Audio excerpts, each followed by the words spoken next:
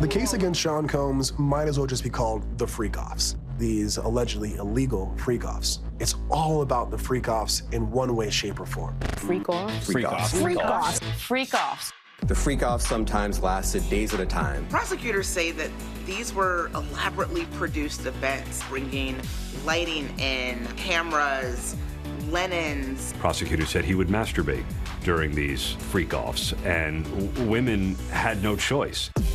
Alleged drug-fueled orgies, prostitution, and a cover-up. Freak-offs, as they're called, at the core of a searing 3-count federal indictment against Sean Diddy Combs. Sex trafficking, racketeering conspiracy, interstate transportation for prostitution. Now a look at the charges that threatened to end his career and his freedom. Inside the fall from grace from the powerful impresario, a reckoning that some say is long overdue. He says, oh, I'm hip-hop. Yeah, well, you know what? Hip-hop deserves better. During bi-coastal raids on his homes in LA and Miami, authorities say they seized various freak-off supplies, including drugs, and more than 1,000 bottles of baby oil and lubricant. Federal prosecutors said Sean Combs did not act alone. He had assistants, managers, security staff who would make sure that women and male prostitutes were at these freak-offs, that the hotel rooms where they were staged were stocked with supplies like baby oil and lubricant. For decades, Diddy reigned as one of the titans of music. Keep banging. A kingmaker who launched the careers of Biggie Smalls. Throw your hands in the air if you's a true player. Many now asking how the man who allegedly behaved so abusively was able to do it so often and for so long. The culture of silence was colossal. You know, it really protected Sean for a number of years. These people think that they're so powerful that was never going to catch up with them. Just this week, a new accuser coming forward, alleging in a civil lawsuit Diddy raped her at his recording studio. The internal pain after being sexually assaulted has been incredibly deep and hard to put into words. The latest filed by Talia Graves, who says in her lawsuit that in 2001, she was, quote, bound and restrained while Diddy mercilessly raped her. She alleges he, quote, video recorded the encounter and had shown the video to multiple men. Flashbacks, nightmares, and intrusive thoughts make me feel like it's a constant struggle. Attorneys for Diddy did not respond to a request for comment on this case. In court, as he's faced criminal charges, Diddy pleading not guilty and denied bail twice. Prosecutors painting a picture of the 54-year-old mogul who, behind his lavish lifestyle, allegedly hid a dark secret. According to the indictment, the agents found weapons, including AR-15 style rifles, in Diddy's closet. The serial numbers were defaced. They also say they found recordings of freak-offs. And the evidence was then used to blackmail these women if they didn't cooperate more. Diddy's longtime ex-girlfriend, Cassandra Cassie Ventura, filing a lawsuit against them last year that changed everything.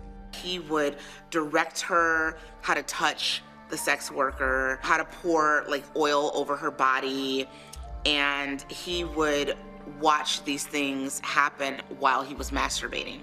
Cassie Ventura's lawsuit gave the blueprint for the Southern District of New York to investigate Sean Combs, and the lawsuits that followed gave the brick and mortar to build the case against him.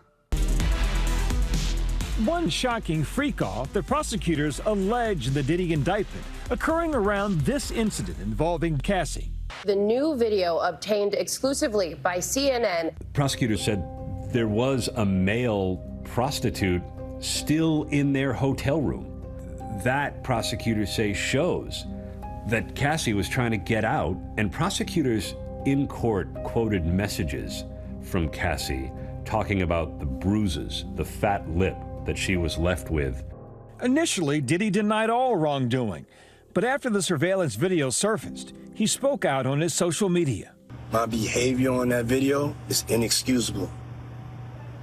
I take full responsibility for my actions in that video. Diddy's defense team giving a preview of their version of what was happening behind the scenes. The defense has tried to recast not as evidence of sex trafficking, but as the simple breakdown of a 10-year loving relationship. And the judge interrupted and said, what's love got to do with that, with kicking someone? Cassie's lawsuit would be just the beginning of Diddy's downfall. It was settled in 24 hours, but at least 11 others have since come forward, too, with their own civil lawsuits. Diddy denies the allegations in these lawsuits. Many are seeing echoes of the groundbreaking federal sex abuse case against R&B singer R. Kelly in Diddy's new indictment. This very powerful man in the music industry decided to use his power to hurt others. I've spoken to the other girls that are involved in my case, and we all were deeply saddened and triggered. Lizette Martinez says she had a year-long abusive relationship with R. Kelly. Let's just say, like, I was violated, and I'll never forget it. After dozens came forward, Kelly was found guilty of racketeering, sex trafficking, and later child pornography. He's currently serving out a 30-year prison sentence. Lizette gave a victim impact statement at his trial. The industry is not the same after we spoke out and decided to hold people accountable. Him and Rob are a lot alike in that Robert controlled us. These are predators. They're not dangling a career in front of you. They use the power to get you to where they want you. For now, Diddy remains in jail as he awaits trial. Decades of silence that accusers say once shielded the kingmaker, broken. I'm extremely proud of the women and men, so I'm not gonna sit here and say that the trial's gonna be easy. It's not. Federal prosecutors say their work is not done. I can't take anything off the table. Anything is possible. Our investigation is very active and ongoing. When you hear about so many other people having to participate for this enterprise to exist, the first thing that comes to my mind is who's gonna take a plea first? Who's gonna start testifying against Sean Combs? In a statement to Impact, an attorney for Diddy said, "We're disappointed with the decision to pursue what we believe is an unjust prosecution of Mr. Combs. Sean Diddy Combs is a music icon, loving family man, and proven philanthropist who has spent the last 30 years building an empire and working to uplift the black community.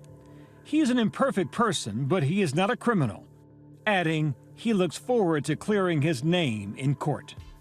He was known to have the Midas touch, and now his touch is anything but golden.